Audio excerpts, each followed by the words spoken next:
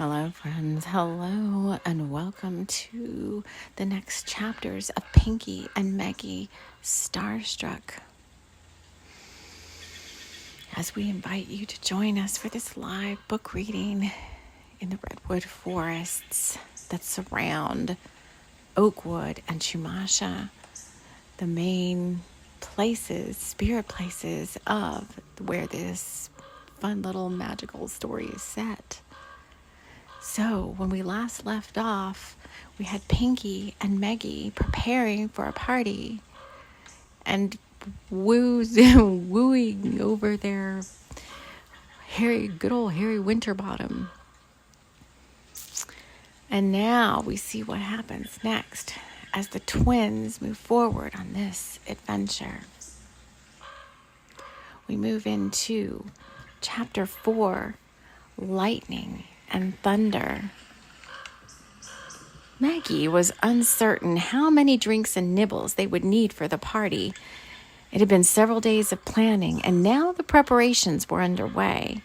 They'd invited all their friends and the girls at Popover, Oakwood's famous bakery. Popover had the best flan, bagels, nochi, and their famous chocolate, brown, and blueberry tart, said to be infused with fairy magic. Pinky had ordered 50 tarts from Hyacinth, and so Popover was aflutter in baking and making the magic needed to infuse the tarts. However, if a not-so-magical person perused the delicious,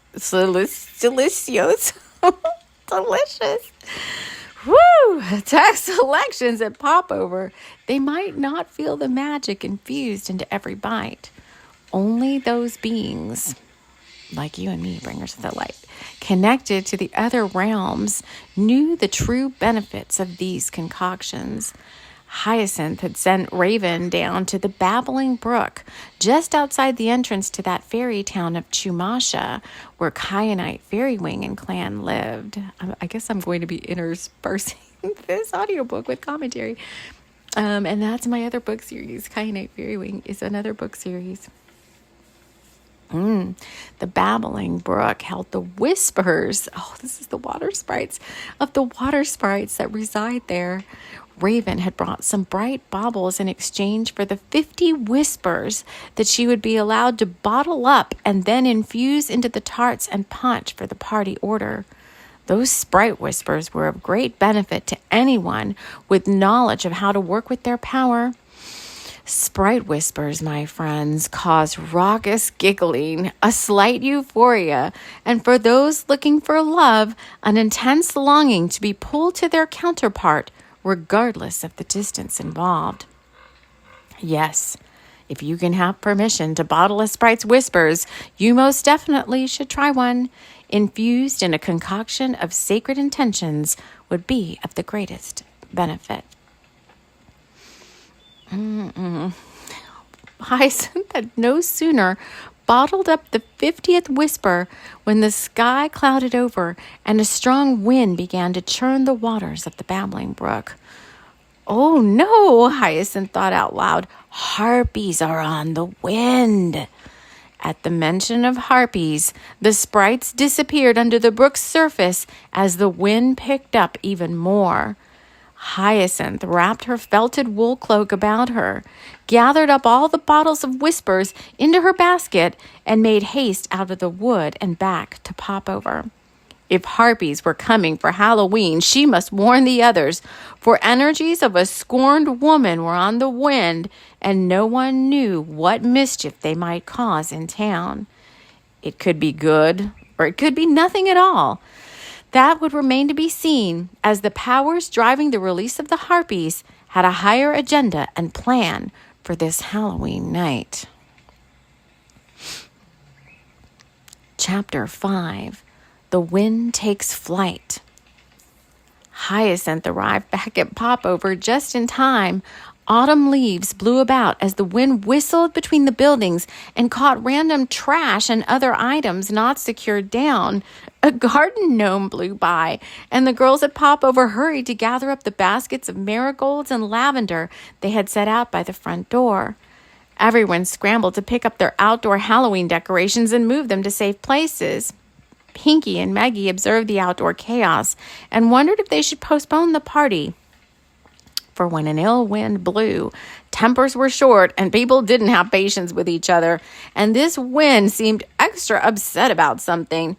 "Harpies," Pinky said as she picked up her grandmother's china cup and sipped her pumpkin spice hot chocolate. "This could get interesting." Because on the tail of any ill wind was usually the arrival of something to stir the pot further. Meggy made the sign of the evil eye around them. This was a protection spell, and she didn't want her sister caught up in any further bad energies. Pinky had, on occasion, attracted circumstances into her life that otherwise would be considered bad luck. But Meggy knew it was Pinky's thoughts that were magnetizing these occurrences to her.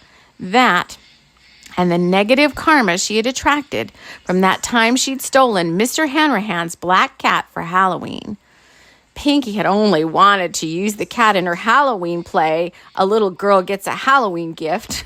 But spiritual law was spiritual law, whether you were 7 years old or 70. And Pinky was paying off that theft by this odd happening or another where some of her favorite things would disappear. Meggy was sure that someone was coming to town, and that someone must be invited to the Halloween party. "Pinky, we need one more setting at the table," Meggy said, as she rushed about with the remaining preparations for the party, the wind helping her get things done while simultaneously warning her of what was to come. Chapter 6. Harry Takes a Call. Harry's phone buzzed, but he couldn't reach to answer it. It was his Uber saying they couldn't locate him, which was most likely because Harry had suddenly changed his mind and ended up in the hotel room of the older woman he'd been seen getting off the elevator. She had winked at him, and he'd winked back. And rather than meeting his Uber driver downstairs in the lobby, Harry had hooked his arm around the waist of Sally, probably not her real name. And in a matter of minutes, clothes had been shed, and Sally was moaning into Harry's shoulder-length hair as she grasped his shoulders, trying to keep her legs about his waist while he backed her into the shower. Harry heard the chimes again, and in a blast of heat and fervor, exhaled into Sally's neck, getting his tongue caught in her necklace. With all the discombobulating energy around, Harry gently and firmly put Sally down. He whispered some sweet nothing about how hot she was, and then he smoothed himself out a little before dropping his phone number, printed on his private cardstock, onto the bathroom vanity. He might like to talk to her again when he was at Winterbottom Gardens, although they probably wouldn't talk as much as phone sexted. Oh, Harry, when would he learn? His guardian spirits again had it all planned out. Harry wouldn't be phone sexting anyone from Oakwood because he would be too busy with reacting to the divine plan that had him set to realize many things that had been waiting in the wings so he could spiritually evolve. So for now, Harry, enjoy yourself, for your reality is going to change for the better. I think I'm going to do one more. I'm going to do chapter 7 too. There's a lot already happening here. Chapter 7, a shadow tries to take over. Meggy sat sunning herself in the window of Relics, where she worked part-time in the afternoon. The Halloween party was tomorrow, and she still wasn't sure who the surprised guest was. She had thought for a moment that it might be that older fae, Millicent Wakebottom from Chumasha, simply because the fairies of Chumasha didn't normally venture into Oakwood, and Meggy was sure she'd seen Millicent hovering about the hedgerows gathering blueberries. This was the final harvest time, and blueberries were looking a little peckish right now, which meant Millicent might be working on a spell or some crafting for the holidays. Fairies have many customs and magical ways that regular people do not, but Meggy, being versed in the ways of magic and fairy craft, always knew when something was afoot. But her reverie about Millicent was upended when the tinkle bells above the door of Relics jingled lightly, and that same whoosh of wind that had been about town blew in a scattering of autumn leaves, and someone that made Meggy pause. Harry paused to relish in the tinkle bells above his head as memories of his grandmother bringing him to relics as a child washed over him. Meggy drew in a quick breath as she both admired and subsequently decided to stay as far away from this handsome human as possible. This one was trouble, with a capital T, Meggy thought, as she put on her best smile. "Hello, welcome to Relics," she said politely. Harry, taken aback by Meggy's purple and green hair and her witch's hat, paused to assess the moment. Nope, he didn't know this girl, he thought. "Oh, well, hello," Harry said, remembering his manners, and realizing that everyone he met was not a potential paramour. "I'm looking for a book about the realms of consciousness," Harry said, surprised at what had just come out of his mouth. He'd come to Relics to get some girly magazines of all things and some mugwort for under his pillow. But the spirits of Relics bookshop always knew what the customer needed better than the customer knew themselves. And so the magic began right now as forces beyond Harry's control were leading him to his true desires. I'm going to keep going with one more. Chapter 8. You're not going to get the best of me.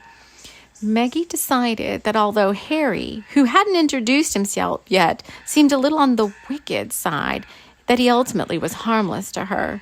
She watched him as he perused the alternative lifestyle section and the spirituality section of the store. It didn't take long before a loving spirit mentally pushed at Harry, a book titled Let Yourself Live or Let Yourself Love. I don't know, it's Let Yourself Live. I don't know which one it is. Let Yourself Live. Harry had read the back liner notes and moved towards Meggy to pay. He'd forgotten everything else he came for and instead felt drawn to a licorice bar, a frog on a toadstool bookmark, and a cherry pop from the fridge. Meggy felt a small tug on her ear, which meant her main guide was trying to get her attention. "The party tomorrow," she heard her guide say in her mind, and Meggy felt herself being pushed to invite this handsome stranger to the Halloween party. "Hi," Meggy said as Harry set his purchases on the counter. "My sister and I are having a Halloween party tomorrow. Would you like to come?" Harry, who never passed up a party but often regretted his choices soon thereafter, decided that the girl seemed harmless and nodded in agreement. "I think I might," he said, being pushed again by higher powers to agree. "Yes, I think I might, he smiled at Meggy.